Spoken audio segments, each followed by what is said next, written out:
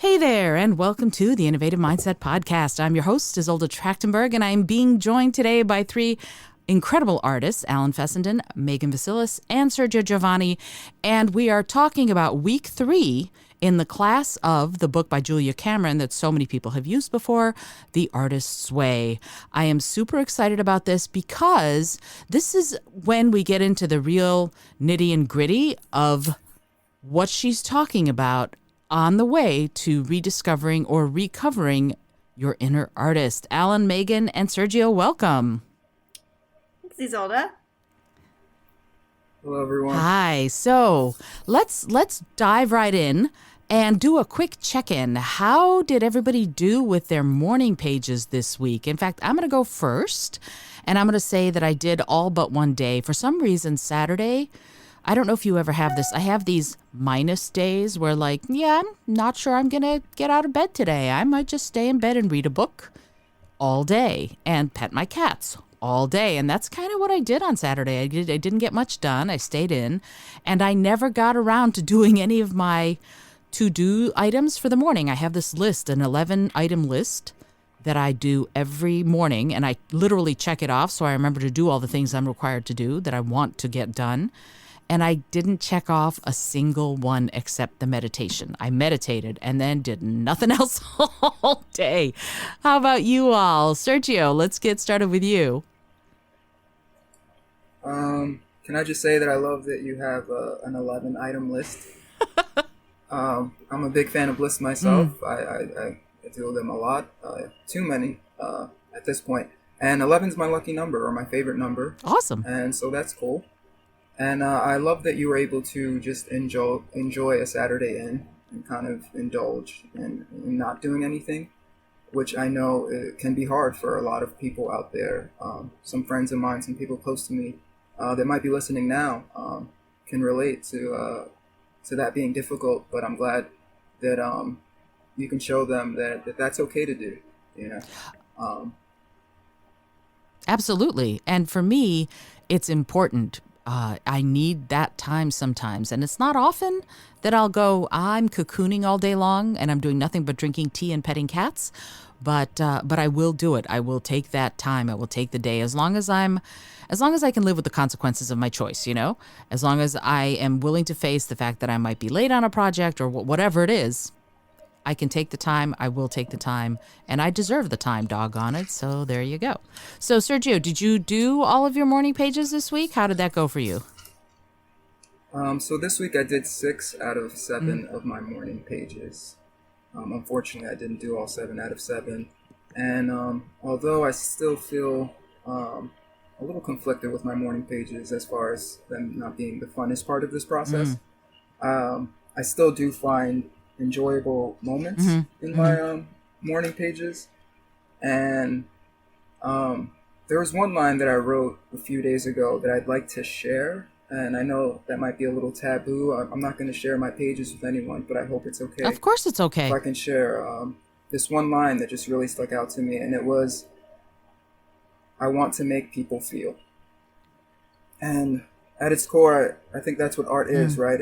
It should evoke or elicit rather something, anything, and I guess I hope that I can do that as well with my stories. And yeah, I underlined it, and I even folded the corner of the page, which I do sometimes in books when there's a page that really resonates with me, and that's the first time I've done that in my morning pages, so that was neat. That's really cool. It's a great motivation for an artist, I think. So go you. That's wonderful. I love it. Megan. Thank you. Megan, how about you? Did you do your morning pages? And if so, how did it go? I will give myself credit for 6.5 days of morning pages. on Sunday, it was just it was a crazy day, and I just got distracted, and I never actually finished them. But the ghost of that unfinished morning page haunted me for the rest of the day. So I will say that I think the habit is established now, at least, because I feel guilty when I don't do them now. And I will say, I'm still with my parents down in North Carolina instead of in New York, and we got this massive snowstorm, the first of the season here. So I was writing a lot about that throughout the week, like the snow, a lot of awkward, kind of tired metaphors for snow was what was coming out. But that's what I was feeling. So I mean, I'm not here to judge the pages, but I was inspired by the snow, I think. Very cool. I love that you are incorporating your environment, whatever it is, into what you're writing and how you're approaching the morning pages. I think that's a great way of doing it because it's really your process and your life. That's very cool. Alan, how about you? I'm sorry. Go ahead, Sergio. No, I'm sorry, Alan. I really love what she said. The ghost of the half-written page is haunting me. That's great. I'm sorry, Alan. Go ahead. Megan should be a writer because she's got really a way with words, honestly. Yeah, I think you might be right. I love it. Yeah, I think I managed to do my morning pages every day this week. Sorry. In the middle of this, I'm realizing that I'd made myself a coffee to do, so I'd be a little more awake tonight, and I did not pour the coffee. But, so we live and learn. Tragic. Tragedy. It is. I totally am there with you. So I did morning pages every day. I think that's like one of the things, like I ramp up to the artist way both times I've done it. It's like, I'm going to get this morning pages thing. So there's definitely times I don't do it all, but I've been on it this week.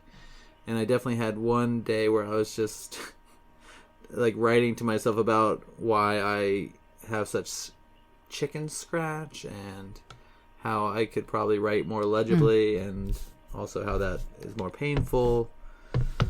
So I think what I came to in those morning pages was that I was probably like hiding. I remember like writing in journals as a kid, and I would always like be so obtuse and vague about everything because I always expected someone to read it, no matter how private it was supposed to be. I was like, one day someone will read this and they'll know everything. So if I read my like childhood journals, they're like, there was that girl, and I wanted to do that thing, and I said that thing, and then there I am, and I'll be like, what happened? Oh no.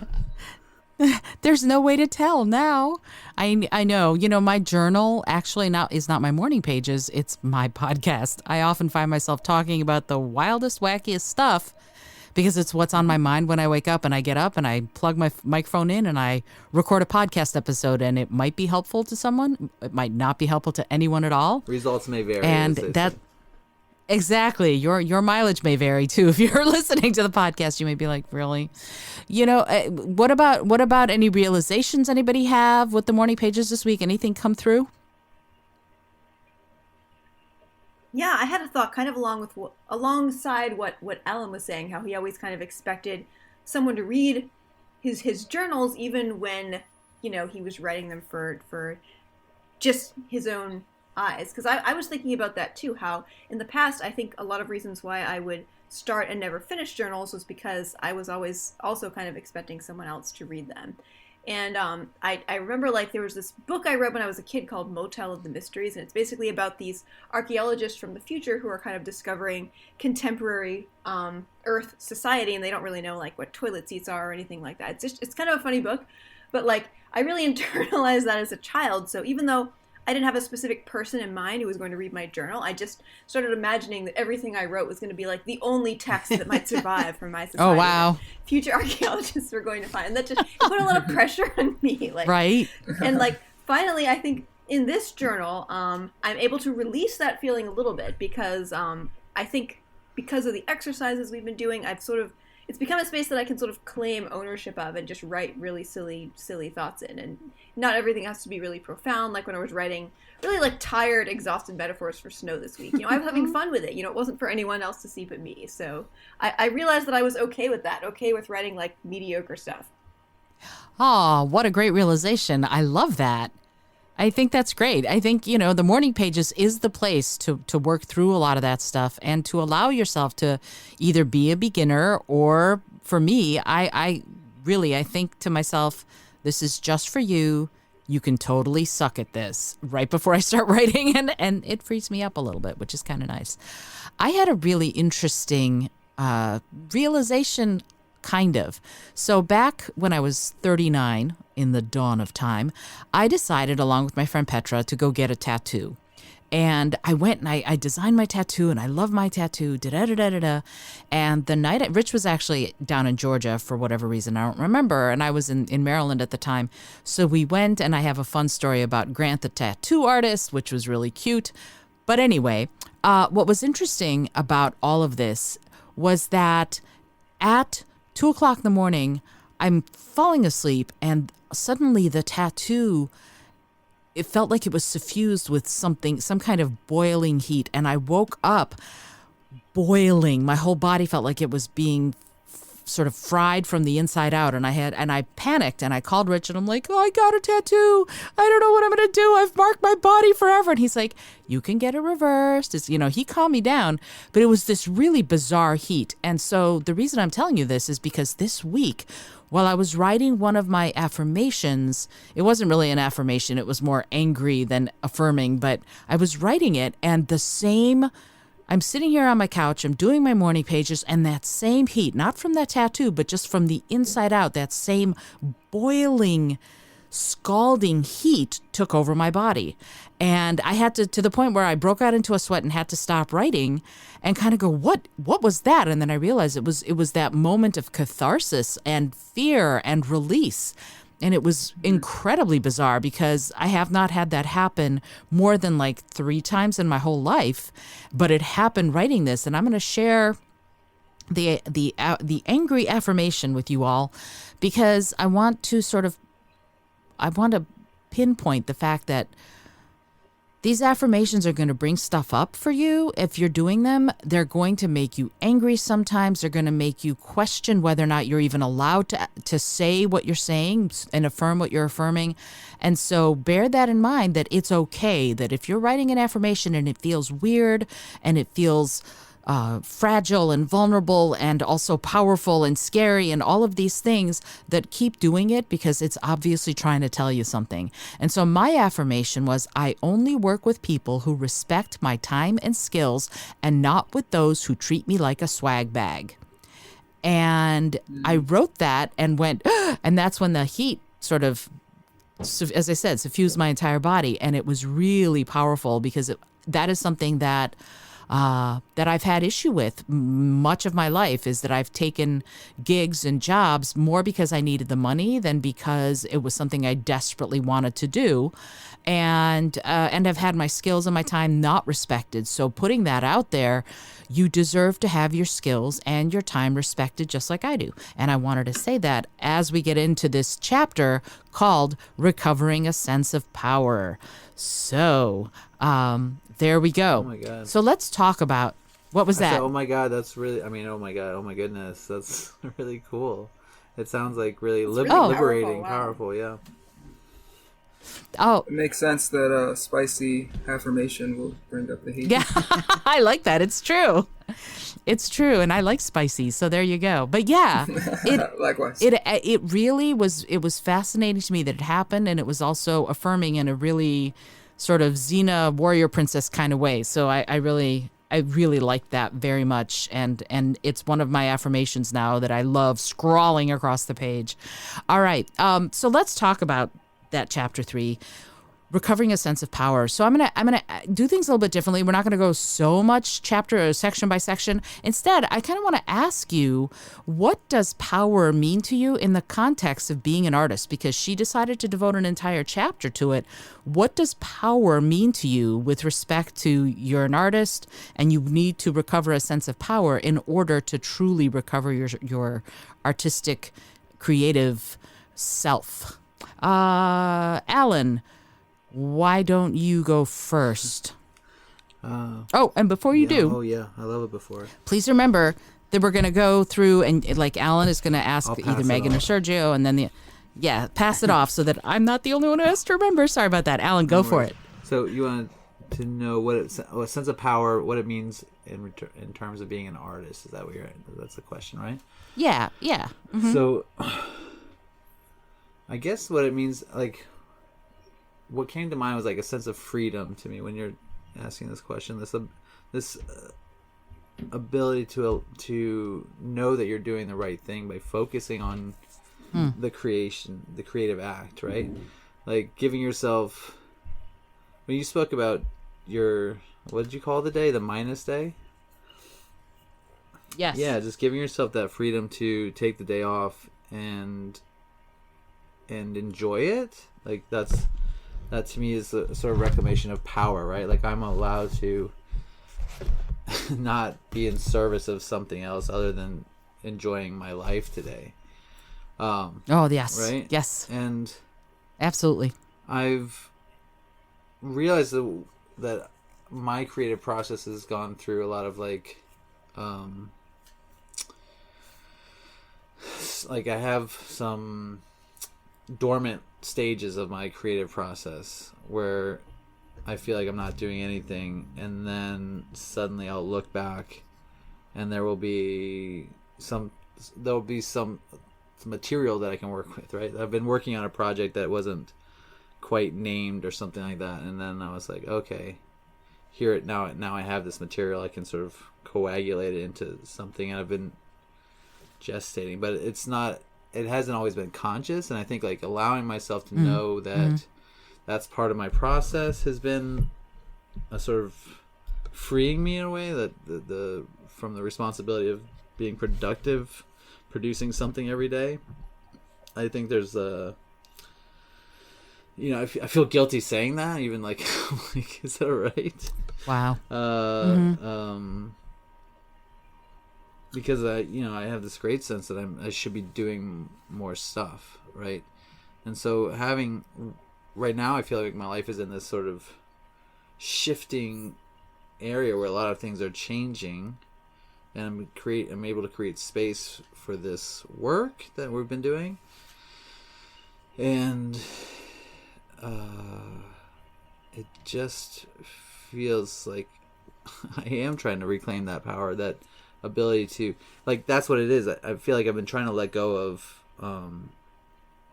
more the job aspect of my life and focus on this creation, this creativity, this artist aspect of my life.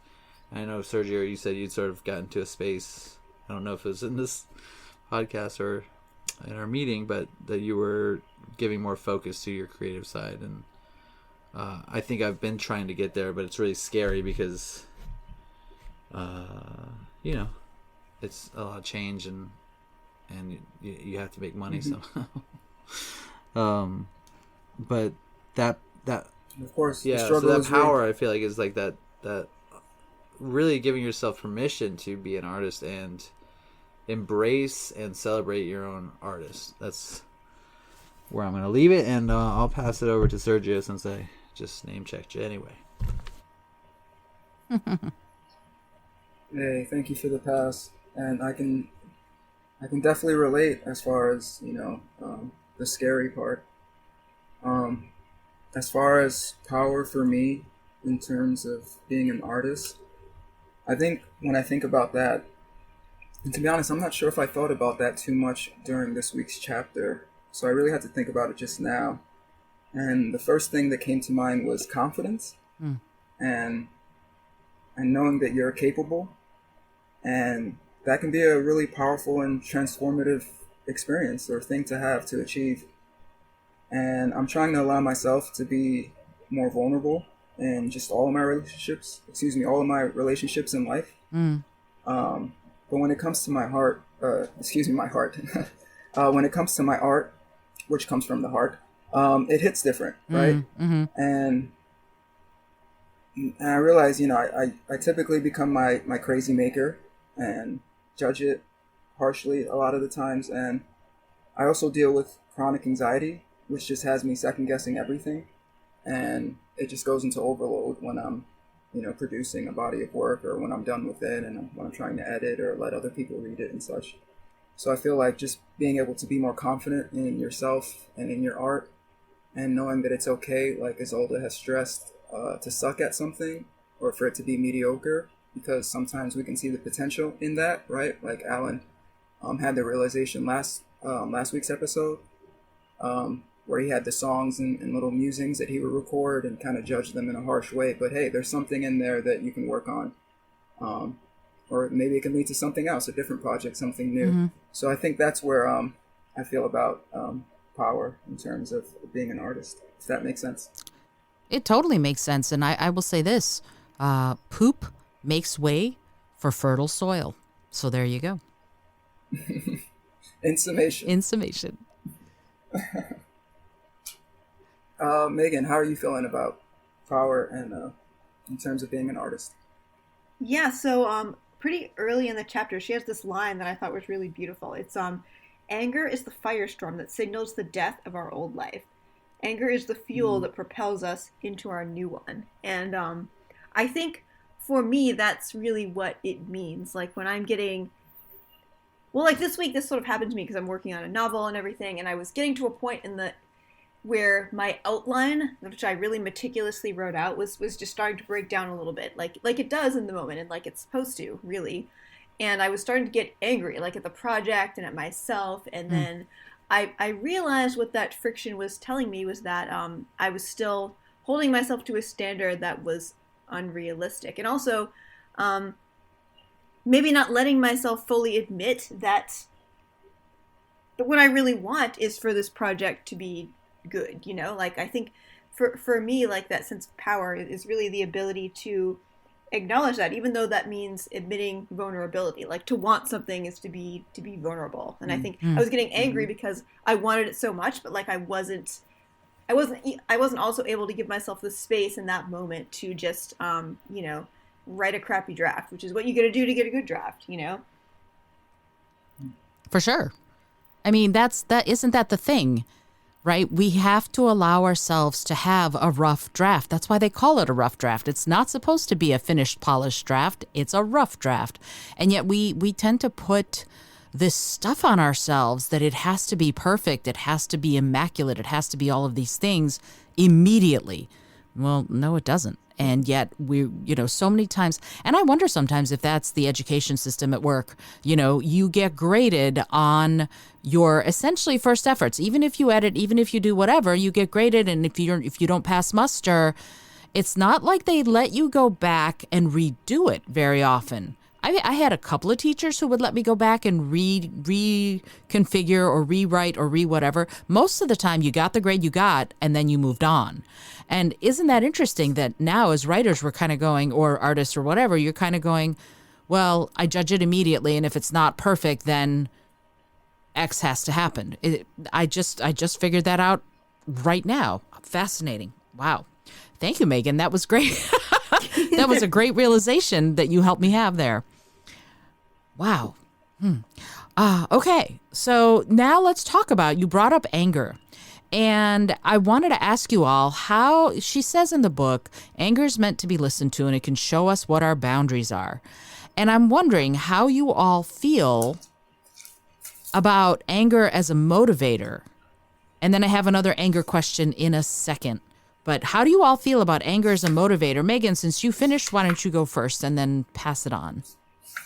I think it really kind of depends on your tolerance for anger. For me, it can definitely be motivating sometimes, like in situations like that where I felt myself getting just really frustrated with, you know, a draft that wasn't perfect. But it can also be debilitating, I think, if you kind of live in that space and you don't look at it in a mindful way and then allow yourself to move past it. Like I think doing the morning pages and doing these exercises really helps me get to a place where I could do that this week, and it didn't. But there has been times in the past that I've let it kill other projects where I just get so deep in that anger at myself, you know, really for not being as good as I think I should be, like on the first draft. And then that's when I think it's not helpful.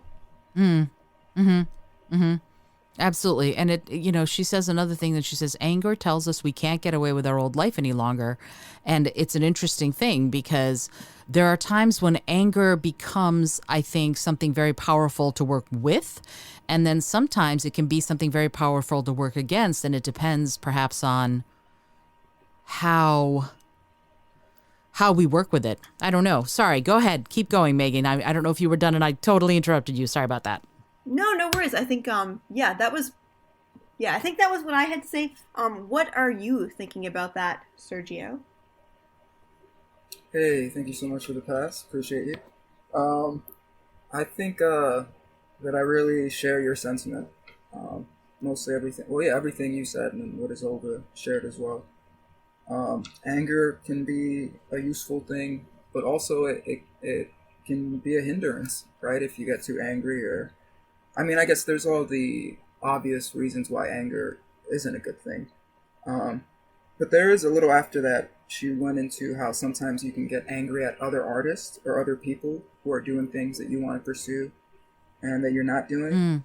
Like if you see a movie that you think it sucks, you know, oh, this director, this writer, I can't believe they let them, you know, they paid them for this movie. And then that's your anger saying that you want to make movies. You need to learn how, is what she says. Or another one, stop procrastinating, which is a real big issue for me. So I like those sections in the book, or those lines in the book where she tries to portray anger in this really useful and helpful tool. Yeah, it is. How about you? I'm sorry. I'm just gonna chime in there. That whole oh darn, I had that idea motivation thing about anger. I think is potentially really great, and potentially it can put you down because you didn't follow that idea. And if you're a certain kind of personality, that might make you not follow other ideas. So that's something to be careful of when you're using anger as a motivating force. Sorry about that. Keep going. No, I definitely agree with what you just said, and I was just wondering what Alan thought. Oh, great. This.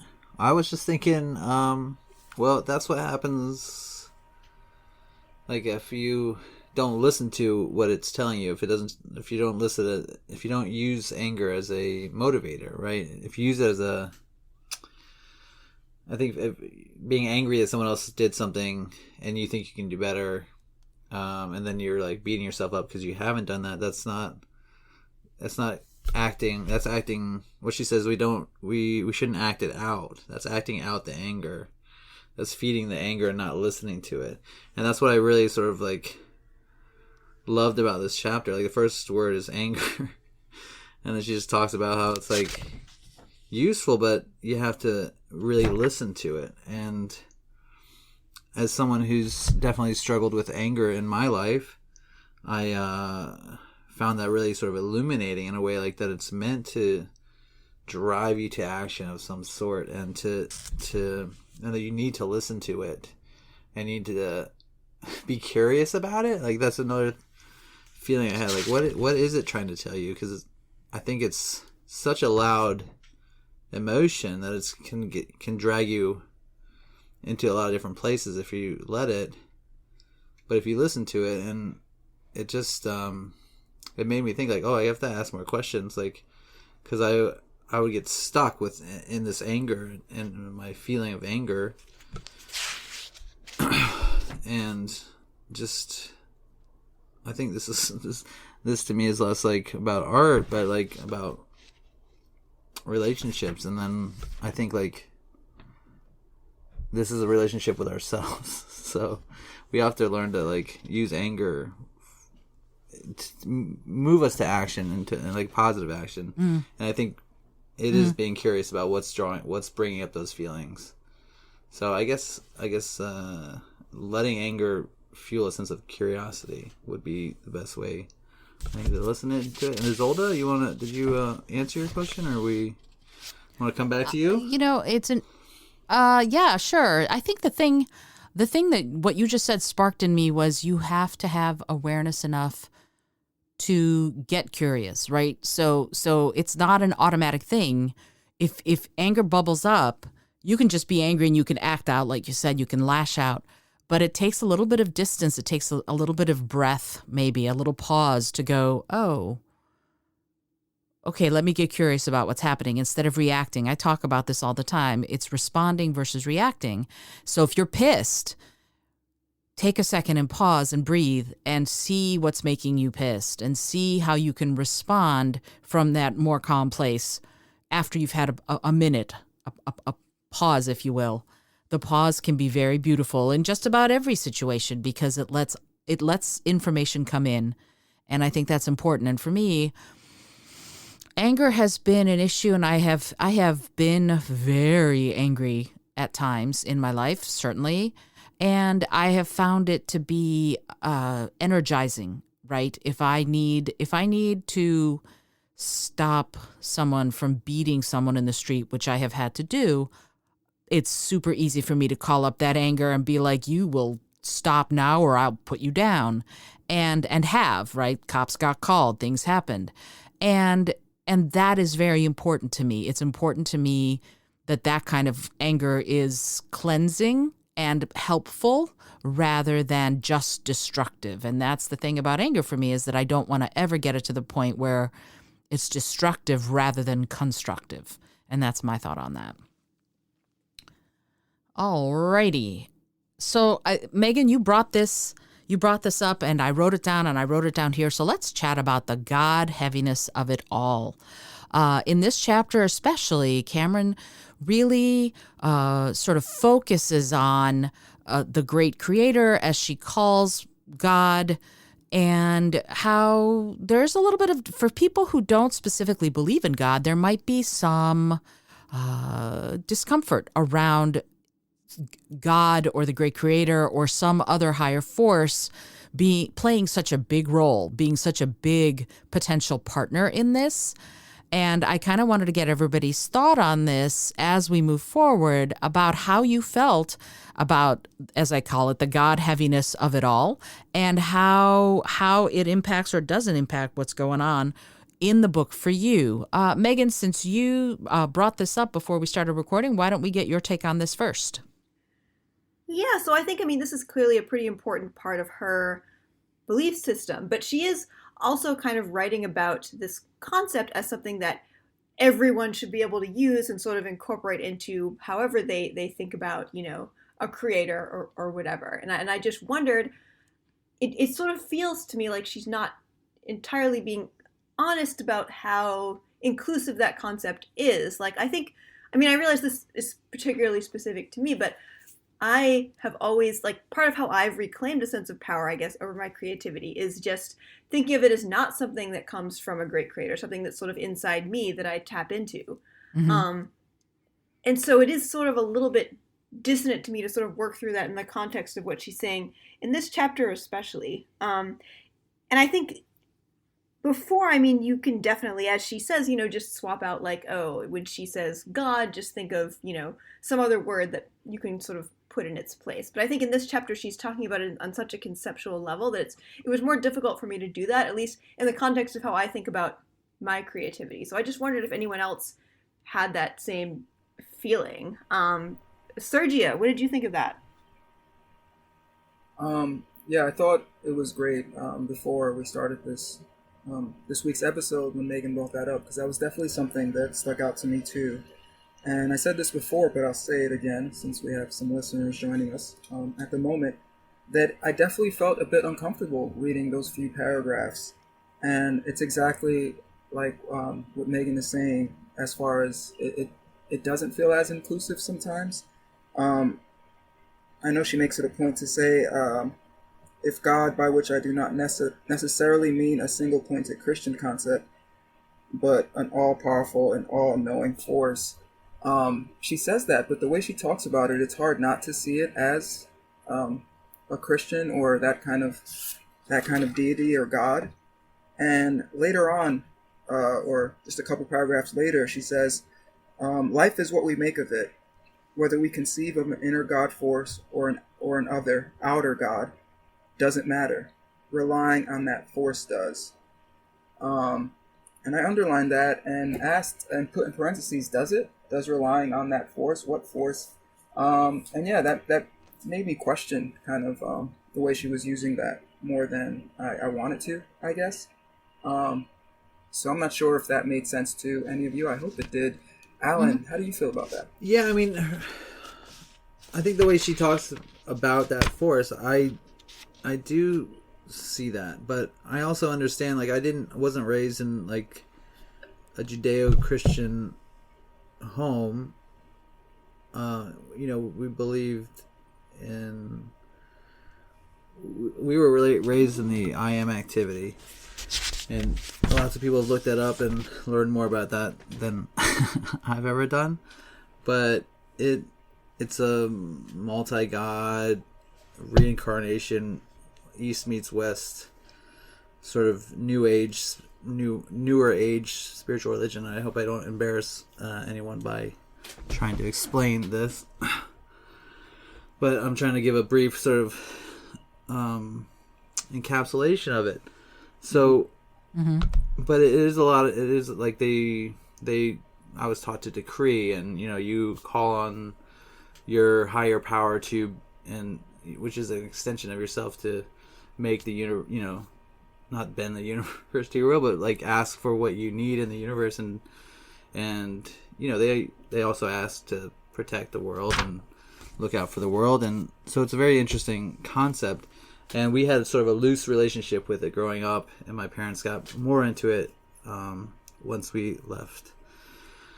So, but I've come to know that, and I've known, I guess, on some level, that there's this concept of God as an abusive figure, as a sort of like a terrifying figure, or a concept that has been used to sort of like control and manipulate people. So I do see, and I did feel in this chapter specifically, I was like, I think I sort of like moved past it pretty quick, but I was like, oh, she's really going heavy on the God.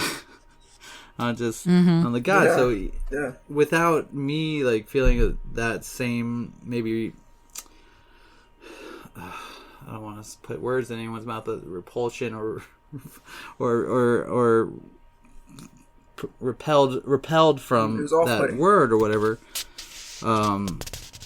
I embrace sort of her counterpoint to it, of this sort of divine power, right? And in that, I think like we're all trying to put words on things that we can't really fully understand or haven't agreed on as humanity, right? So we're all trying to put understanding on this, and I don't know. So I understand why I think that's good that we're acknowledging it, and I know different people will have different reactions to it, and some people will find more comfort in it. But I think overall, I think connecting that God is to your artist self. I think if you let yourself do that, connect, like the artist is the creator, the artist is the abstract artist inside of us. That is who we're sort of like drawing power from and giving power to, from a universal energy source. So maybe I'm going on too long here. Isolde, back to you. No, I love it. No, absolutely. I agree with all of you, and it's tough because the thing that makes me uncomfortable about this is that it feels to me like you get the blame when you fail, and God gets the credit when you succeed. And I've always had a tough time with that. I'm a rugged individualist in that way. I feel like if you create something, it could come from inspiration, it could come from your inner artist, it could come from flow, it could come from God, but I really have trouble assigning all the credit or even most of the credit to something outside of you. I feel like you yourself, me, myself, we can each claim for ourselves our own creative genius, because I think we all have it inside of us. So I have trouble with that. And it's not that I'm trying to insult anybody or be mean to anybody or belittle anybody's beliefs. It's just that I feel like I want to be able to go, yeah, I did this, and flow. When I was in flow, that's great. I just don't know that I'm ready to go, oh, it's really because of some deity or some entity outside of me. I'm not sure I'll ever be able to do that or be ready to do that or ever want to do that. And I'm okay with that, because I think what's important is to create, not so much to give credit to however you did it. So to me, that's the important part of it all. We can claim our own creative genius. Wow, beautifully said, Isolde. Thank you. I talk about, when I go to companies and I talk about being creative and helping their employees get creative, that is exactly what I say, that we have to reclaim our creative genius, because we all, in one way or another, are creative geniuses. It's just that a lot of us have either not practiced for a long time or have forgotten that we used to be that way. So that's the point, is start doing it. All right, cool. And speaking of that, let us let us say one last thing about anger, and then I want to move on to synchronicity. So one of the things that she talks about, there's a thing in the book. She has this sloth, apathy, and despair are the enemy. Anger is not. Anger is our friend, not a nice friend, not a gentle friend, but a very, very loyal friend. It'll always tell us when we've been betrayed. It will always tell us when we have betrayed ourselves, and it will always tell us when it is time to act in our own best interests.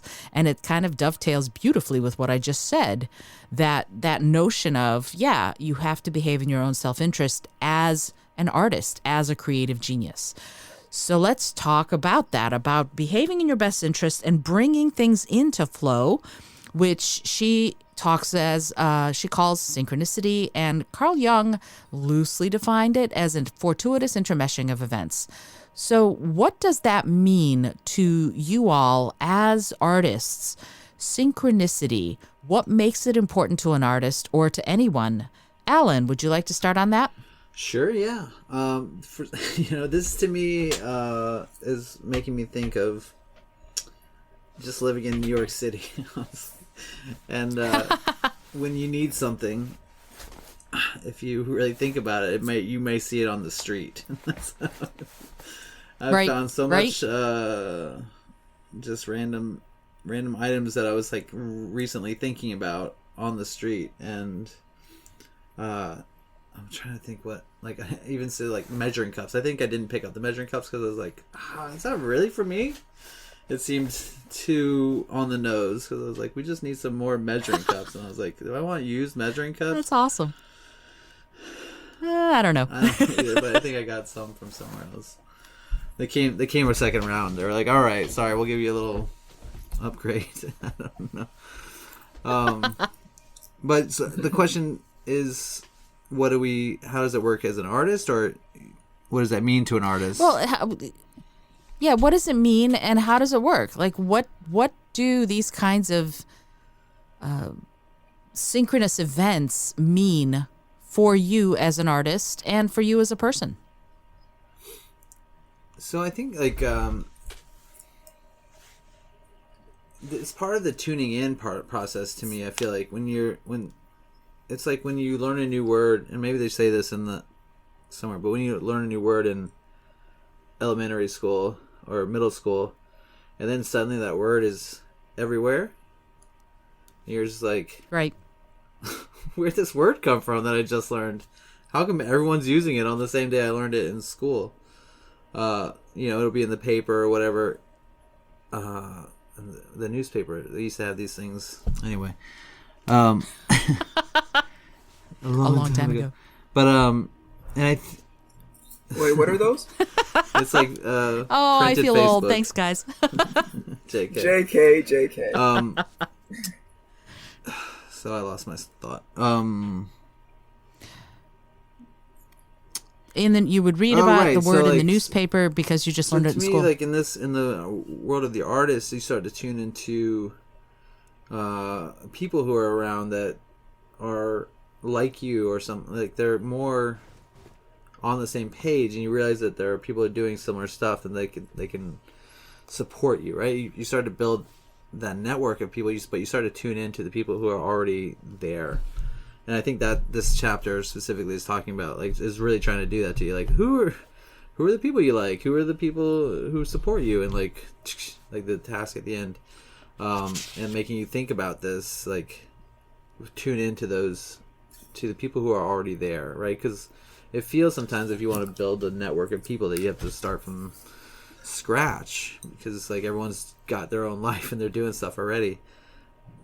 But I think that synchronicity is like, oh, okay, you're lining up with people who are in the same space as you, or I don't know. I think I'm single noting this like it's about people, but there's more to it than that. There's opportunities that will present themselves, and like last week I was thinking about what I wanted to do, and I remembered I wanted to learn Spanish, and that someone asked about it on the Facebook, and I was like, oh yeah, that's what I wanted to do. So I was like, oh yeah. Well, I still have to do that, but synchronistically, I should listen to it. All right. Megan, what do you think about synchronicity?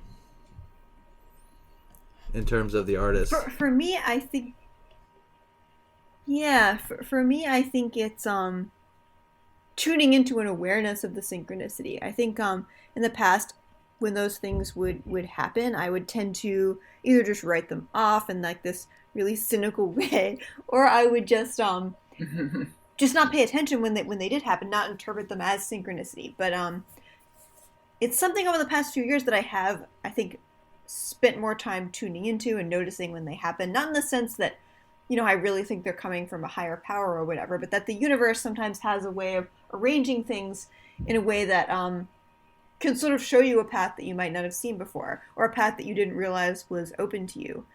And this week, it was just sort of something random. I was kind of experimenting with this photography book that I've had for a really long time, trying to just learn new angles and kind of experiment with light, just as like another way to kind of experiment with art other than writing.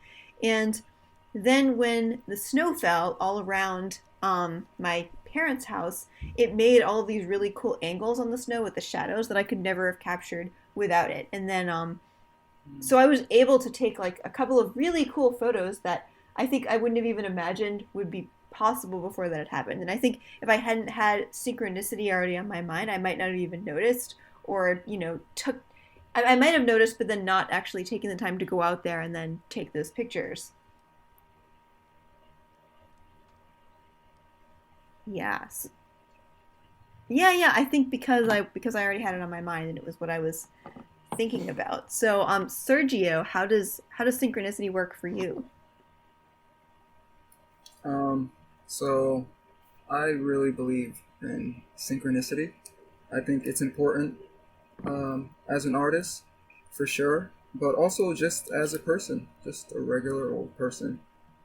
She says another word for synchronicity is serendipity, which I feel is more like coincidence. Synchronicity for me is more powerful and more about sharing this connection. And I know later in the check-in, she asked if we experienced any synchronicity this week.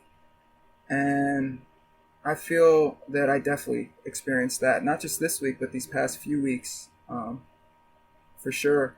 And there were just certain moments where events or situations transpired, and there seemed to be a connection, spiritual or otherworldly even, that assisted in these events or conversations and what have you happening. So I really do believe in that. How about you, Isolde? Totally and absolutely. Yeah, synchronicity has worked in some really mysterious, freaky, messed up ways in my life, and and left me kind of what? And down. Yeah, I mean, I've had a lot of that this week. Yeah, it's been really weird stuff. Like, I was talking to a dear friend about the fact that I really needed to get away. And she said, "Where do you want to go?" And I said, "The beach." And out of the blue, I had no idea this was even a thing. This was a while ago, of course, but back when radio stations used to have contests. And there was a contest, and they were like, "Answer this question, be the ninth caller." And I happened to be the ninth caller and answer the question. And the prize was a weekend getaway to Rehoboth Beach, Delaware. And I was like, what?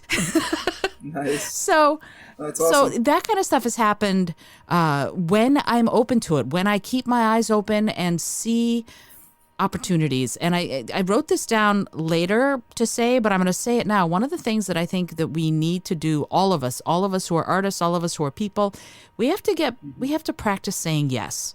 We have to practice, like you all, when I put out the call for starting the writers group out of which this project grew, you all said yes. You all went, you know what, this is cool. Let's see what this is going to be like. Let's see, and you were willing to take a chance on it. And now we're really making some incredible things happen because we all, I said yes to I'm going to start a writers group, and you all said yes to being part of it. And that moment of, you know what, I'm going to do this is really powerful, because if you shy away from it, that's when you start on some level shutting down.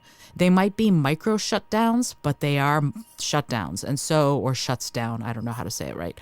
So the important thing here is to think about whether or not you can say yes safely. Of course, all of the caveats apply. But if you can say yes, practice saying yes, because I think it's really important. And that is what helps synchronicity work in your life and in your art. Thank you again for starting that group. That's definitely one of the best yes or chances that I've taken that I'm really grateful for. Thank you again for that. Oh, my absolute pleasure. I've gotten to become friends with all of you because of it. It's very exciting to me.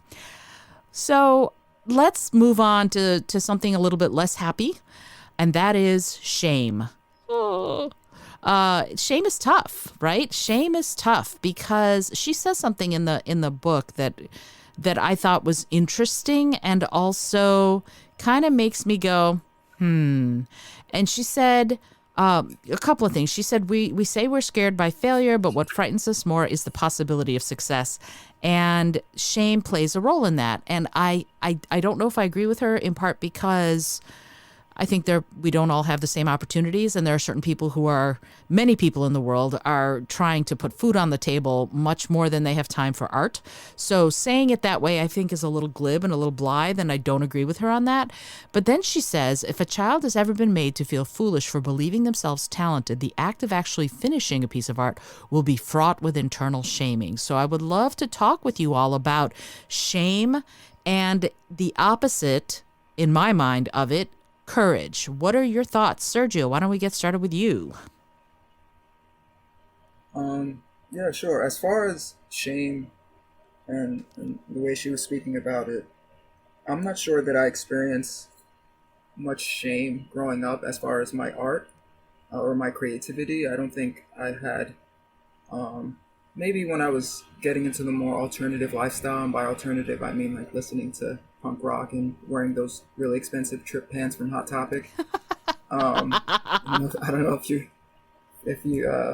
I'm sure I feel like the laughs you can relate. Yes, with the laughs, yes, those are the laughs of relating. Yes, Hot Topic or Torrid, one of the two. Yes. Yeah. So when I was doing that, I remember my brother making fun of me and the music I was listening to. Mind you, now he listens to a lot of the same music and looks to me for suggestions or recommendations. But this is a long time ago, so I feel like other than that, I wasn't really shamed. But I do also feel that I didn't get as much recognition, which she goes into in the same area of the book, and just that kind of attention that I probably needed. And there's a few lines that she says here that it really stood out to me. And she says that many artists begin a piece of work, get well along in it, and then find as they near completion that the work seems mysteriously drained of merit. It's no longer worth it's no longer worth the trouble. To therapists, this surge of sudden disinterest is a routine coping device employed to deny pain and ward off vulnerability. As far as not getting recognition, she goes on to say, a lifetime of this kind of experience in which needs for recognition are routinely dishonored teaches a young child that putting anything out for attention is a dangerous act. And I feel like I can definitely relate to that, which is interesting for me because, like I stated just a moment ago, it's not like if I ever did try anything creative that my parents or family or friends were dismissing it or being negative about it. But that still really resonated with me, that section of the shame. Mm-hmm. How do you feel about this, Megan?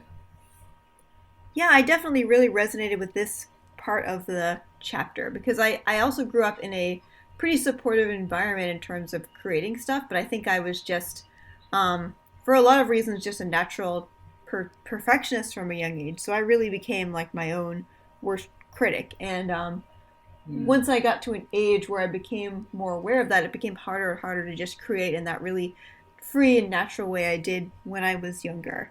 And I think a lot of that feeling is really shame, shame that you're not as good as you think you should be, or shame that a project that maybe started out one way is sort of becoming something else. I think when you before you learn to trust yourself really as a creative, it's hard to sort of accept those evolutions of something that's in progress as progress and not just feel like, oh gosh, this isn't working.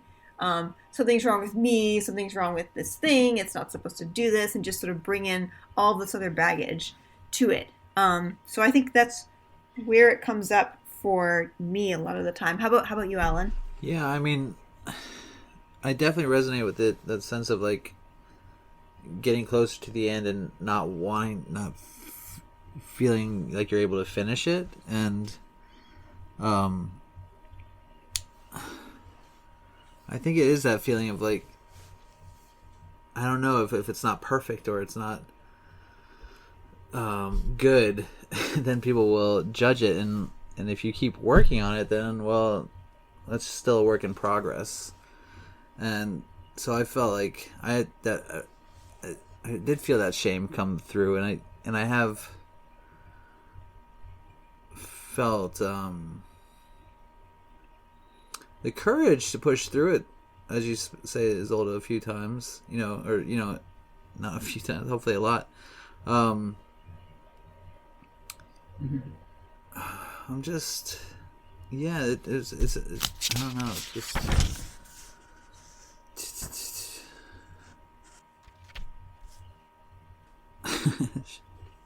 I like that you brought up courage. Isolde referenced shame and courage, right? Mm-hmm.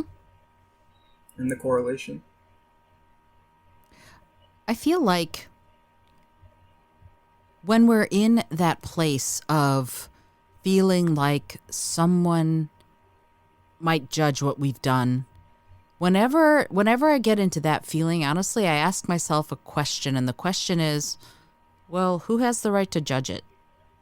And I try to get curious about that. Like, am I submitting it to an agent or an editor? Am I putting it out to a newspaper? Am I having an exhibition of my work?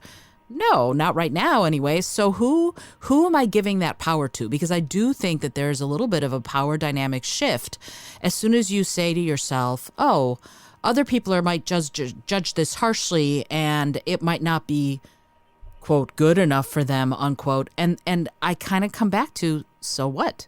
So what if it's not good enough for them? I don't know if you've ever seen Rocky Horror Picture Show, when Frankenfurter shows off Rocky, and Janet goes, I don't like my men with too many muscles. And Frankie goes, I didn't make him for you. And I thought, when I saw that in the movie the first time, I was like 11, of course, I snuck into the theater, but it really made an impact on me, because he wasn't interested in what Janet had to say. He didn't make Rocky for her. He made Rocky for himself. And that was what was important. And I just thought, oh, truism. And I've loved that moment ever since. Isolde, I love Rocky Horror Picture Show. Awesome. More than music, did you ever get to experience it in a theater where they like give you the bag of goodies and you get to throw stuff at the screen? Yeah, yes. Any of that stuff? Yes. I've seen. That's so much fun, right? I've seen Rocky Horror almost 100 times. So. Okay. Yeah, because I had a friend whose father owned a theater when I was growing up, so we would sneak out a lot and go see it. Nice. And yeah, I was always magenta. That was my thing. But anyway, That's awesome. So anyway, let us move on. Yeah, here's the thing though. What's interesting about and this is coming from, again, I've talked about the fact that I'm a child abuse survivor. So I come at all of this from this perspective, and that is that some of the things that Cameron says, and if you read these parts and you get really pissed at her, this might be why. Because if you didn't have a positive childhood, let's say, some of the stuff that she says is a little jarring and feels off-putting. Because, if my efforts were dishonored, then she says, if your efforts are dishonored, you'll learn that putting anything out there for attention is dangerous. In my case, if I did do something that I wasn't supposed to do, like if I made music of one kind when I was supposed to be making music of another kind, like if I sang when I was supposed to be practicing violin, I'd get beaten. So it's not the same as someone going, oh, your piece of art is not good. Be aware that it might trigger you if you're reading this stuff and it kind of pisses you off. Especially in those situations, she talks about, you brought home 6 A's and 1 B, and the B gets the attention. Again, if I brought home once, 6th, 7th grade, I think, 6 A's and 1 A minus, and that got me beaten because I should have gotten all A's. And I ended up class valedictorian in part because I was like, well, hell, I don't want to get beaten for this. I'm just going to get all A's. And that's not the reason to go for valedictorian, if you see what I mean. So please bear in mind that if you're getting pissed off about this, if you're getting triggered by some of the things that she writes, please remember you're looking at this book through the eyes of someone who had her childhood, her early life, whatever it was. Your life, your early life might be very different in one way or another. And none of your reactions or responses are invalid if they don't align perfectly with what Cameron says in her book. And I really want to stress that because we all have different ways and different lives that we come from when we come to this moment of rediscovering our creative genius. Please remember that. I think that's really great that you said that, Isolde. I think it's just like, I feel like with the God information and this other sort of childhood stuff, it's like she's trying to open up the scope to include everybody, but her language is only letting, like, the language is limiting, and so the message is open. And I think, like, just saying that if your experience is not aligning exactly with this, that's okay. It sort of like gave me like a breath. I was like, oh, phew. Like, I can have a different experience than this woman who wrote this book 25 years ago now, or 30 years ago or whatever. Yeah, which is something great, like that. Yeah, I'm sure it's been updated since in some ways, but obviously there's some personal stuff that she's relating, or her personal experiences that may not be as universal as they're passed off. So, but I just want to thank you for saying that. And yeah, Alan, I think no, go ahead. I'm sorry to cut in. I think this conversation, this chat, and all four of us is a testament to what you're saying and what Isolde is saying about how it's okay to feel different and feel indifferent, or, you know, just not have everything that she says speak to you in the way that she might want it to. And that's okay. Absolutely. And like I said before we even started recording this episode, if you don't want to read part of it, skip it. Feel free. Keep the best, lose the rest. That's it. This is meant to be used as you see fit.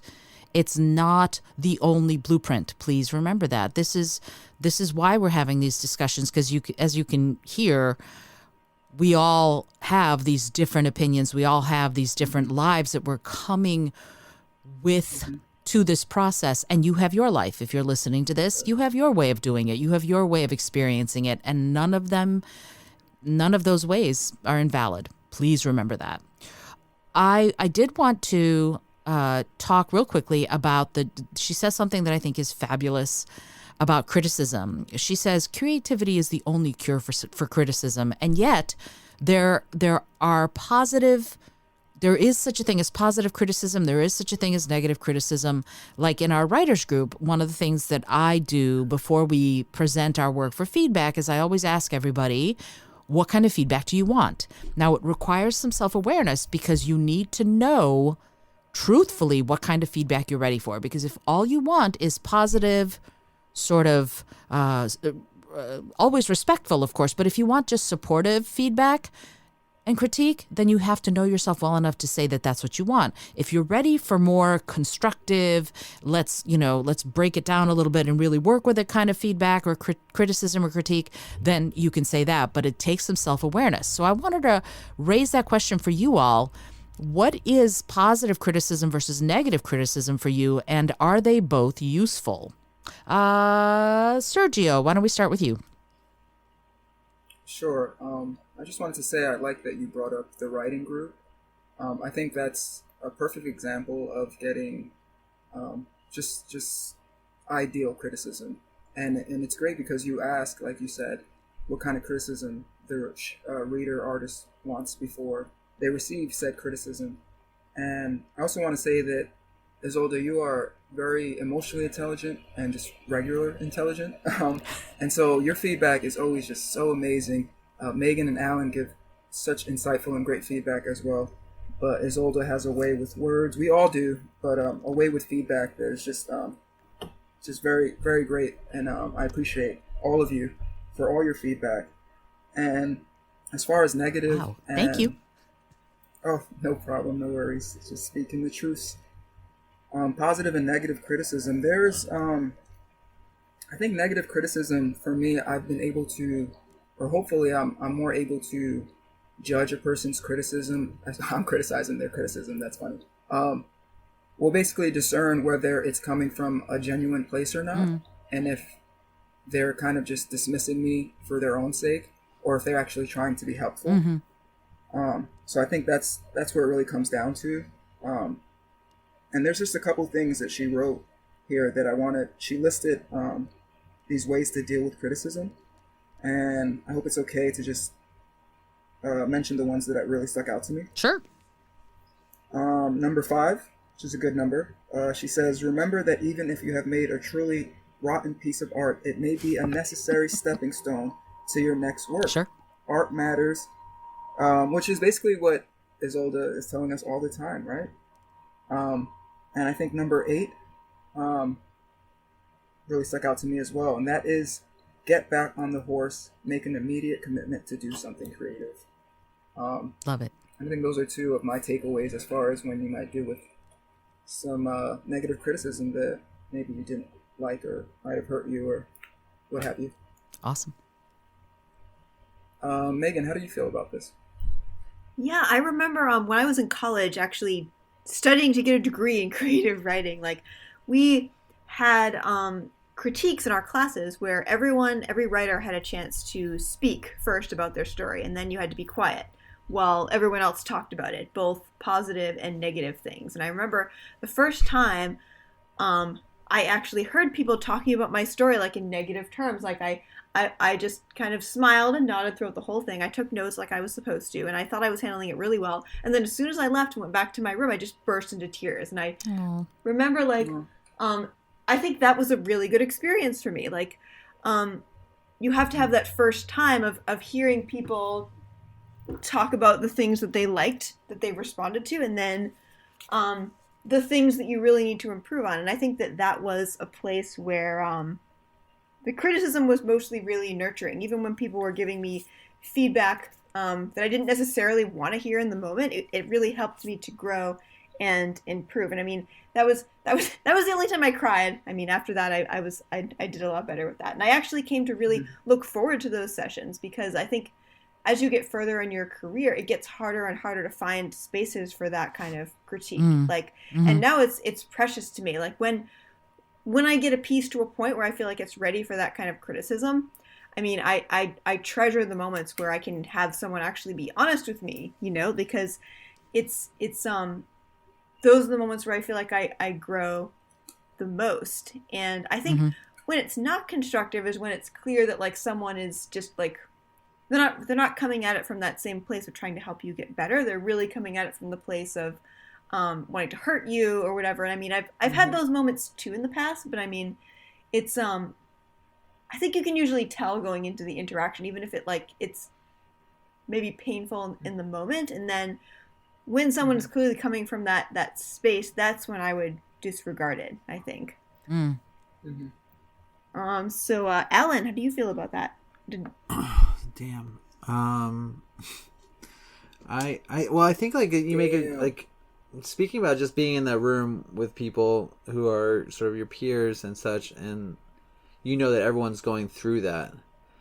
Even though I feel like it's going to be tough, it feels like in a way safe, because everyone's going to go through a similar journey. They're going to be exposed to a few different takes on the material, right? The work that you've done.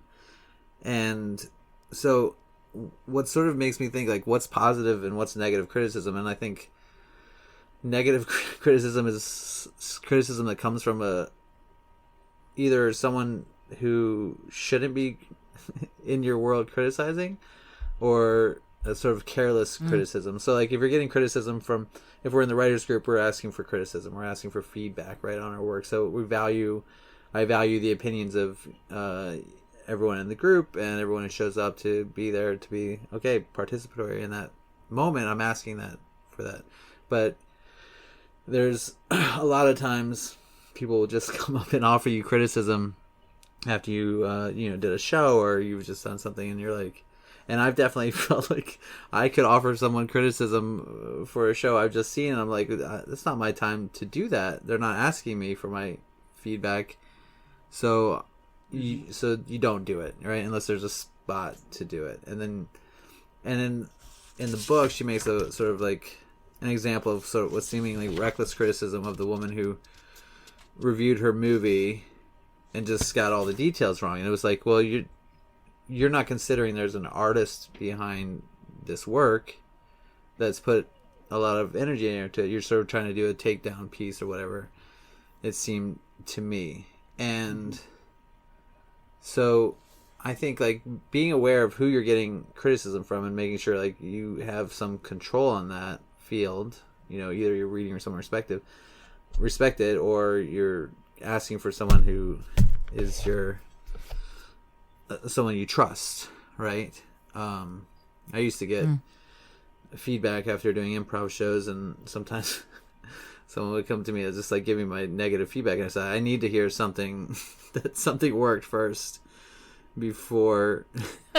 And that's normal. That's normal. Yeah, because before you tear it down, and so like that's something we built into that communication process. And what I wanted to say besides that was that damn, I keep trailing off. Yes. Criticism. Well, yeah, I mean, I think it really makes a difference where you're getting it from and how it comes. And then when you get sort of what negative feedback or stuff you can work on, you're already in a better place from here. And like, okay, you're not a failure. You've had some positive feedback, or there's something useful you can use. Like I used to get reviewed in Tampa when I was working on job site or in doing the college productions, and I got some decent reviews and I got some pans, and I was like, well, when I got the pans, I was like, well, what's good in there, what makes sense, and if I could relate it back to me, if I could see what they were talking about, then it was useful to me. I was like, okay, well, all right, that's a place I can work at. That's something I can work on. But if it didn't make sense, you're just like, well, that's someone who didn't like what I do, and that's okay too. But that's a harder place to get to, I think. This is old. Thank you, Alan. Yeah, I agree with you. That notion of does it feel familiar? Do you recognize something about what was said? Like, do you kind of go, there was something tweaking me about that moment in the book or that song or whatever. I wasn't quite sure what, and what they've pinpointed about it kind of makes me go, yeah, this is something I need to look at. The thing about positive versus negative criticism for me, I look at it like Skinner. I look at it like we're talking about positive versus negative reinforcement. Positive reinforcement to me and positive feedback is it constructive in nature? Is it meant to be helpful? Even if you look at the feedback and you go, what the hell are you talking about? You read a different story. You listened to a different song, than the one I was singing. Mm-hmm. So some of it is that. Some of it is consider the source. Is the person knowledgeable, or are they just giving you their reaction? Like, it was a good song, I could dance to it, is not substantive critique for me. So I only look for critique from people, like you said, Alan, whose opinions I value. And Rich and I were talking about this once. He's a juggler. He's a clown and a juggler, blah, blah, blah. And I can juggle two very different things. And I at one point had said to him, this is many years ago, you're an amazing juggler. And he kind of went, yeah, thanks. And then Dana Tyson, who's one of the greatest skills jugglers on the planet, came up to him and said, man, that trick was great. And Rich was on cloud nine. And we got into a conversation about it. And I said, what's the difference? And he's like, well, you can juggle 3 balls. Dana Tyson's one of the best in the world. And he said that I was good. And it was really interesting to watch my response, which was like, well, damn, I thought I was good at giving critique. But it was also amazing to watch his reaction to Dana Tyson telling him that his trick was great. Because when somebody whose opinion you can really value, who knows what it takes to do that trick, who knows the skill level you need to be at to be able to do that, then it really has weight. And some of this is, if people are just reacting, it's a good song, I can dance to it, who aren't musicians, for example, you look at it like, oh, that's cool. Or that song sucked, I didn't like it. Okay, maybe you're able to give that critique in a way that's substantive, and maybe you're not. But I need to know what's substantive about what you're saying. Can I extract the juice of it and make it useful to me? If I can, then I will. And if I can't, then we'll have to have a disagreement about the level of the song or the piece or the whatever. So a lot of it depends on the source and the intention behind the feedback. If I have both of those, then I can do something with it. If I don't, then it's cool that you didn't like it or you did like it, but it doesn't really affect my life because I'm not going to find it useful as a critique. On the other hand, when we get together in our writer groups and we give feedback, I listen to every word all of you say, because, first of all, I know you want me to succeed, which is a big deal. And second of all, you are listening with the intent to make the piece better. And that is key, right? If you are listening with the intent to improve what I'm working on, then that's a very different story than if you're looking with the intent to poke holes in it. Do you see what I'm saying? Definitely. And I love that you said critique with substance. Please, listeners, anyone out there, other fellow artists, if you just finished watching someone's work or if they're sharing something with you, please try and find at least just one detail about the art that you can refer to. A color, a line, anything, even if it's something negative. Because I'm just not a fan of hearing, oh, that was cool. Oh, I liked it. Yeah, I liked it. Oh, it was funny. That is just not enough for me. If I'm taking the time to share this with you, that's because I hopefully hold your opinion to high regards at this point in my life, at least. Please just give me more than just that, and give all your fellow artists the same attention, if that's not too much to ask. And you know what? I agree with you, Sergio. And I will go further than that even. I will say, and give yourself that much attention. When you're creating something, give yourself credit, but also give yourself attention. Really be present with what you're creating and really evaluate it from the place of what can I do to improve it. And if you're at the place where you're like, nah, I'm good, it's done, then be done. And it's okay to be done with a piece of artwork or a creative endeavor. It's okay to be done. But really, remember, you're valuing yourself and you're valuing the other people who are creative around you when you give them substantive feedback. You really are. And it's funny, everybody I know who, when I see shows of any kind, when I see plays, when I read books, I read a lot of books, I edit books for people, and they all know that I will generally, at the end, they'll look at me and they'll go, you read my book? And I'll say, yeah. And nowadays they'll just go, you have notes. And I'm like, yes, I do. I have notes. And that's the thing. Everybody knows that I look at things, but it's with an eye towards improving it. And if you don't want it, totally cool. If you do, then let's talk. Do you see what I mean? Like that's how I look at everything I read and see and take in, just because I can't help myself at this point. And I won't ever offer unless someone asks, what do you think? And then I'll be like, I've got notes. In fact, I looked up ihavenotes.com to see if I could buy that and create a website, because but unfortunately it's not available. But anyway, so yeah, be aware that when you're asking for feedback, consider the source and consider whether or not, and this is, I'm not trying to insult anybody's friends or whatever. I'm not. But you need to look at whether or not they're blocked creatives themselves. That's a really important thing. Like if somebody's a block creative and you ask them for feedback, they might poo-poo your stuff, having nothing to do with your stuff, having more to do with where they are in their own process. That can sometimes happen, and it's not anybody's fault. It's just that it happens. And if you consider that source, you might be able to get a lot more out of the feedback than if you just went, oh, they said they didn't like it and this breaks me in two. So please be aware of that as well. And remember, it's okay to be done. More words of wisdom from Isolde. Absolutely. It's okay to be done. Totally. All right. Ta-da! So, let us talk about the tasks. Did anybody have any tasks that you wanted to talk about your perspective on the tasks, or anything that happened that makes you go, yes, I need to discuss this? Anybody? So yeah, I think for me, if it's okay to start. Sure. Task number 4 really stood out to me this week, and it's the task that's about looking at your habits, Mm-hmm. your rotten habits, and your subtle foes, she calls them, which are your more subtle, low-key habits that might be hindering you, or hindering your progression, rather. And yeah, this one made me feel a little weird afterwards, but it was kind of revelatory. I'm not going to share my rotten habits. She asked you to list 3 rotten habits and 3 subtle foes.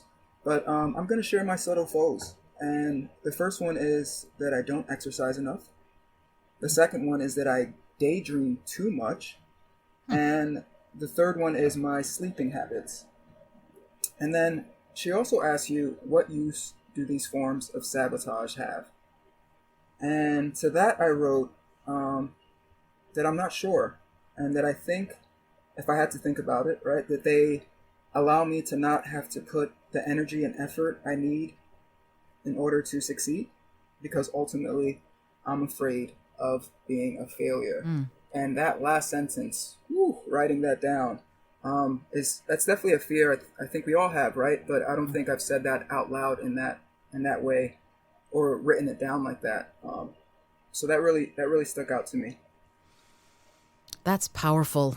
That is so powerful. It's powerful, and it's interesting about you, because, like, honestly, the last word in the English dictionary that I would ever describe you with is failure. So, thank you. no, seriously, because you're just you personify someone who is dedicating their life to creativity and art.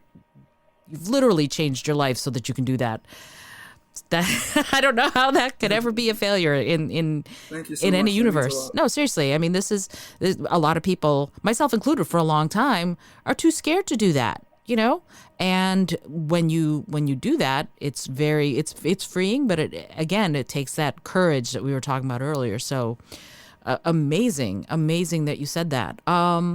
Cool. Wow. I'm sorry, Alan or Megan, did you have anything to respond to Sergio with, or do you want to talk about one of the tasks yourselves? I'll jump in here if it's okay. I just wanted to respond, Sergio. I thought that she does ask you to look at those, the use. She said, like, how do you use these bad habits? I thought that's so interesting, and by, like, sort of, like, trying to figure out what the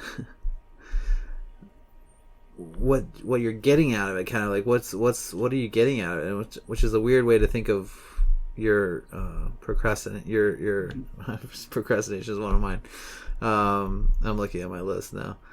Likewise. Your subtle foes and your rotten habits, and like why do we do them? And I thought that was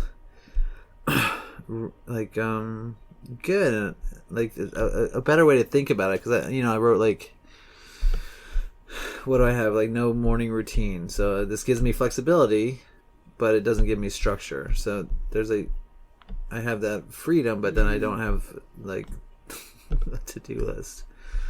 I have a avoidance I put down that says it takes pressure off, but never puts pressure on. And then that's a really great way to look at it. And so I think that helped me kind of like, okay, well, now I can look at these things and be like, it gave me a feeling that I could take actions sort of to work with them, or like work with them, I think is the thing. I was going to say correct them, but I feel like to work with them as part of your habits, and maybe eradicate them and change them or whatever. But I feel like first you have to sort of acknowledge what they're doing. And I thought that was a cool thing about that particular exercise. Yeah. Megan, Yeah, I what completely agree. did you want to speak about anything in here? Yeah, totally. So I think the thing that came up for me most with these exercises was the one where you were supposed to talk about what things you liked about yourself as a child. It made me sort of remember what like a cool kid I was. I the way I would just You're a cool adult as well. thank you, thank you, Sergio. But like, it made me remember like how much I used to just create without any shame. I was so adventurous. I had so many things that I was constantly imagining and doing, and I was really bold. And yeah, and that just reminded me that I have all of those traits still inside me now, you know, and also how the childhood room question, because I was a military brat, so we moved every couple of years and everything. So my room was not, well, it was always kind of a transient place for me. Every couple of years it would be totally different. And I used to use that as a way to sort of reinvent myself in terms of how I was making the space reflect me. Like one time when we were living like on this one military base, my room was really, really small, and I had this like weirdly angled ceiling. I made that like my space room, and I had like all of these glow in the dark stars and like spaceships that I had hanging from the ceiling and everything. And then when we moved, I sort of transformed it into like the fantasy room, because I was really into Lord of the Rings at the time. And yeah, just things like that I did throughout my whole life that I had sort of forgotten about. It was cool to just sort of remember that stuff. That's really cool. I love it. I love it. I love the ceiling stars. I feel like that's such a 90s thing. I had yeah. Okay, I had ceiling stars in my 20s and 30s, so it was not, but that was the 90s. I one time for Halloween went, I put there's no age limit to ceiling I know, stars, that's right. Well, I once took those glow-in-the-dark stars and I made them the constellations, and I put the constellations on a black dress and went to a Halloween party as the night sky at 2:00 the following morning, because it was a come as an original costume. And I was like, well, the night sky at 2:00 in the morning tomorrow has not happened yet. So I literally spent the entire night with people walking in and going, I totally want to see the constellation. So we'd walk into the bathroom and turn off the lights so people could see me glow in the dark. And that's so cool. That's so rad. I'm sorry you had to go into the bathroom to see it, but that's so rad. That's okay. I mean, it was our house. We had the party house back a long time ago. But anyway, yeah, you know what's interesting about these tasks is that some of the stuff that she's talking about is you may be in a different space. Like, I don't keep a lot of secrets from myself. I'm pretty out there with a lot of who I am, as you've heard me talk about some of the really kind of yucky stuff from my past. I'm out there with it. Why? Because I figure if a lot of us, if more of us know that other people have had some of these really challenging experiences, we won't feel so alone. So I don't keep secrets from myself. I'm pretty honest with myself. And so if you're feeling that way, if you feel like, oh crap, I feel like I'm hiding a lot, bear in mind that where you are is where you are, and it's okay to start where you are as you're going through this, especially if you had a challenging childhood. All the stuff that she asks about, you know, the 5 traits I liked in myself, my accomplishments, all of that stuff might be triggering. So be very, very gentle with yourself as you go through some of this stuff. It's important that you go through it, but do it on your own time and be as comfortable as possible. And if you're not comfortable, there might be a reason for it that is not just that you're trying to become a creative. There might be other stuff that you need to deal with. Please, please, please, if you need help in that way, get help. This is tough, deep stuff, and you need to be taking good care of yourself as you're going through this process. So if you find yourself triggered, please do what you need to do to take care of yourself. Super important. Very positive, Isolde. Thank you so much. I love that, and I second that. Oh, thanks. I appreciate that. So I want to say something else about these tasks. I went through favorites. That's the one I wanted to talk about real quick. When I was a kid, we didn't have toys, right? My sister and I would make paper dolls out of paper, and we'd make their dresses with these little tabs, you know, because we were in the Soviet Union. There were no toys. And so I got very imaginative very quickly, because we'd make these incredibly fanciful ball gowns and whatever on these paper dolls. Imagine my surprise when I came here and you could get actual paper dolls that came on their own little stands, and they came with pre-made outfits. I felt a little cheated because I was quite the fashion designer when I was 5 years old. But I did love to play with those paper dolls. And the best movie I saw when I was a kid was Star Wars. The thing that I don't do too much, but I enjoy, is dancing. And then she asked this one question, and it's, if it weren't too late, I'd. And I want to say nothing is too late, right? You are not too late for anything, except for perhaps if you want to be an astronaut and you're 85 years old and you wear glasses and have flat feet. Yeah, you probably will never be an astronaut, but most things are not too late. So again, take what works with this and leave what doesn't work. Put down what isn't working, because the whole point of this is to do what works to help you evolve to the next level of your greatness, right? So be aware of that anything in here that she says that makes you go, what? Wait, huh? It's okay to take away what is working and put down what feels like it's baggage you don't want to carry or you don't need to carry. Like one of the things that she says is, and this is a, in case your parents have hold over you or sway over what you do or what you think. My parents think artists are ... And you know what I wrote? I wrote, who cares? I don't really have a vested interest in what my parents think about artists. I have to think of myself as an artist. I want to think of myself as an artist. I want to be an artist, and I'm working on that, and that's what's important. So again, your relationships are fabulous and amazing, and be aware that, again, if you're triggered by some of this stuff, you can also take the power back for yourself and not worry so much about what your parents or what your friend or what your colleague or what your teacher might be thinking. I hate to keep reiterating and co-signing on what you're saying, Isolde, but I would also like to stress that it is never too late. Star Wars is also my favorite film. Whoop, whoop. Empire Strikes Back, to be exact. Mine too. Bars. And remember, we talked about this a few weeks ago, right? Harrison Ford was in his mid-30s when the first Star Wars came out. And I know he did a few movies before that. But he really blew up, right, in his 30s. So remember, it's never too late to pursue what you're passionate about. Unless you want to be an astronaut in your 80s, you probably have to be a multimillionaire. Exactly. It's not too late, Make that happen. That's a different story.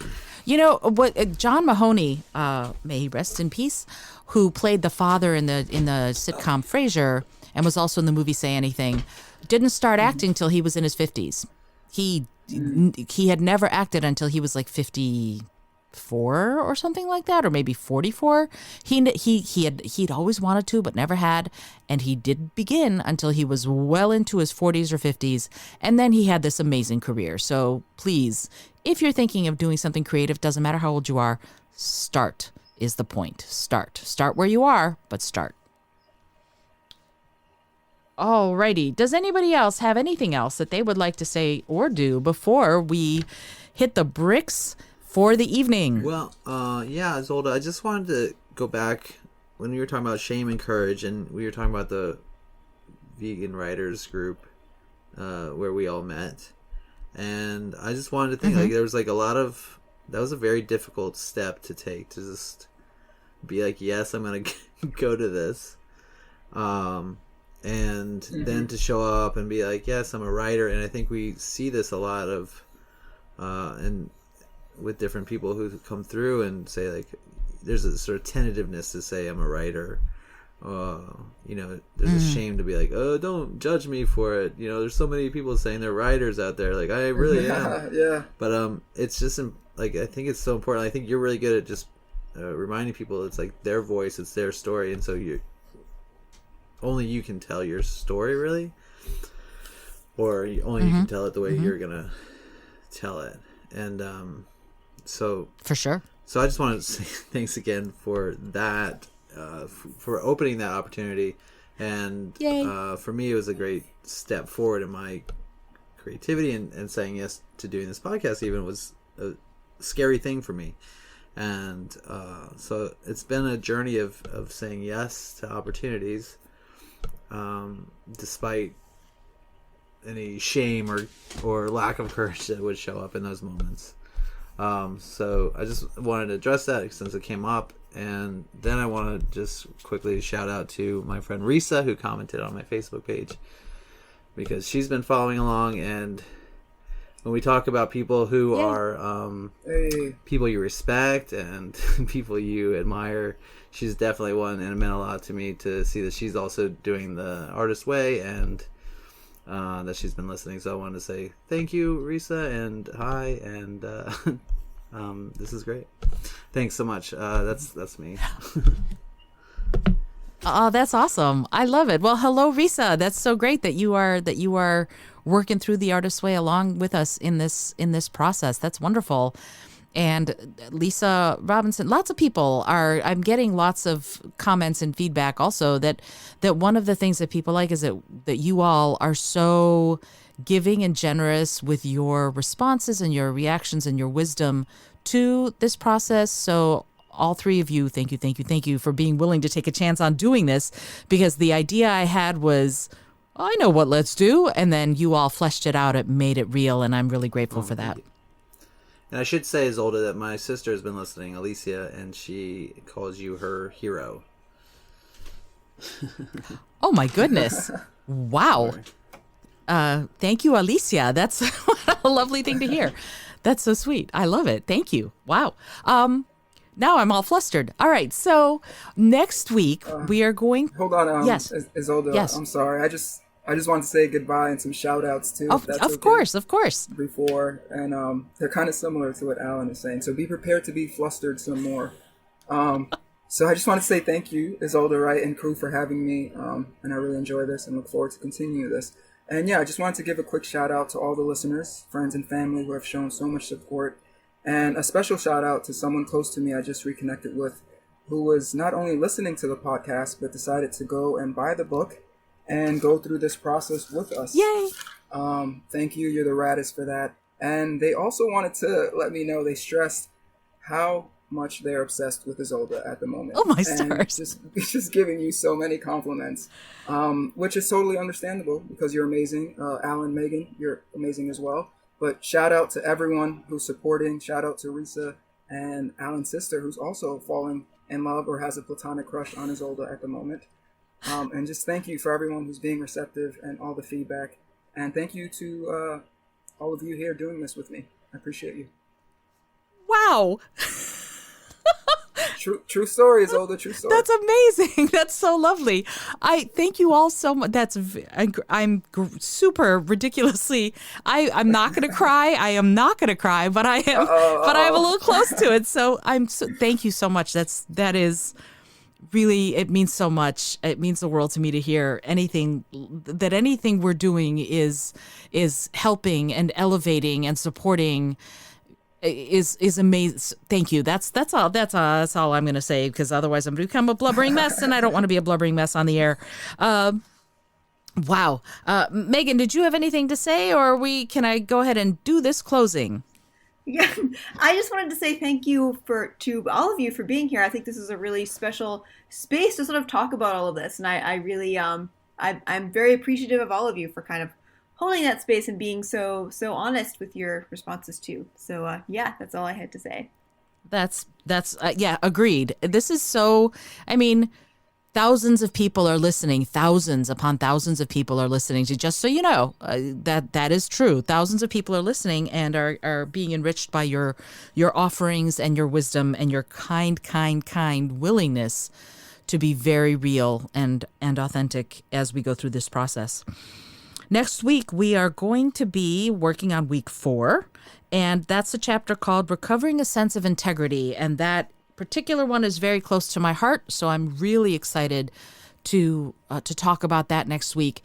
In the meantime, if you have comments or thoughts or questions or ideas or things that you got out of a chapter that we didn't address, we would all love to hear from you. The Instagram, I think I'm putting in the Instagram handles for everybody in the show notes. You can feel free to drop a DM and see if we can't connect even further and go through this process together to get our creative genius revved and ready as we move forward as artists and creatives in our work and in our lives. Until next time, thank you again, Alan and Megan and Sergio. I am Isolde Trachtenberg for the Innovative Mindset Podcast, reminding you to always be bold, be creative, and most of all, be kind.